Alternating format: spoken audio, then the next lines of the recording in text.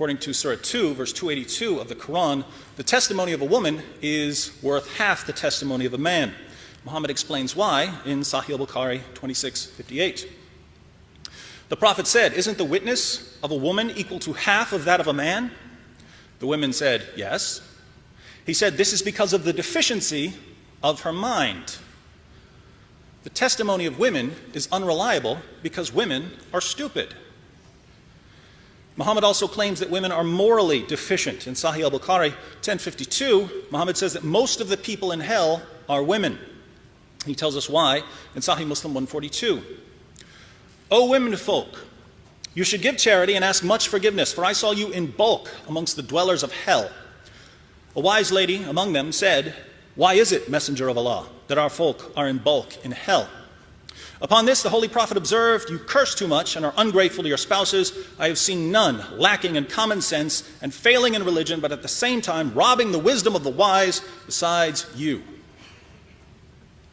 Since women are intellectually and morally inferior to men, they sometimes need to be disciplined.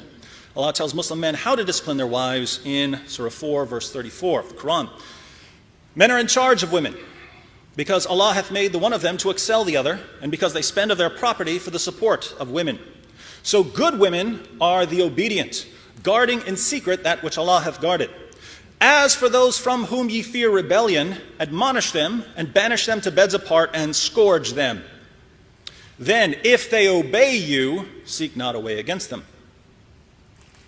In Sahih al-Bukhari 58:25, Muhammad's child bride, Aisha, sees a woman whose husband had beaten her so severely her skin turned green. Aisha takes the woman to Muhammad and says, "I have not seen any woman suffering as much as the believing women. Look, her skin is greener than her clothes." This is Aisha, the mother of the faithful, saying that Muslim women were being treated worse than pagan women.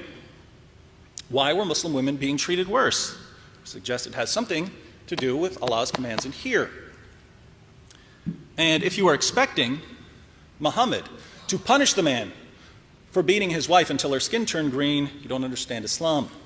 Muhammad rebuked the woman for being a bad wife. Now, if that's how the Quran commands Muslims to treat their own wives, you can imagine what Allah and Muhammad have to say about non-Muslim women. Surah 23, verses 1 through 6, and Surah 70, verses 22 through 30, say that Muslims can have sex with female captives and slave girls. The Quran even allows Muslims to rape female captives who are married.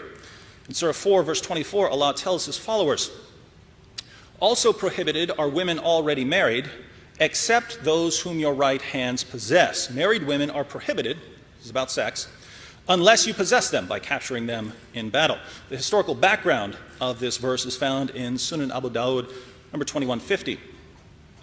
The Apostle of Allah sent a military expedition to Autas on the occasion of the Battle of Hunain. They met their enemy and fought with them. They defeated them and took them captives.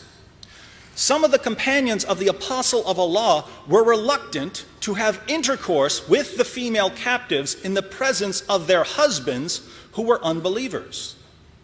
So Allah, the Exalted, sent down the Quranic verse, "And all married women are forbidden unto you, save those captives whom your right hands possess." That is to say, they are lawful for them when they complete their waiting period.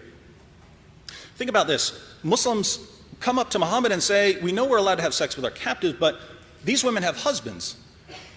Isn't that adultery, Muhammad?" The answer is yes, but it's okay with Allah. So according to Islam, women are stupid and immoral, and you can beat them and rape them, even if they're married, and regardless of how young they are. This is the Islam you don't hear about on PBS or the BBC.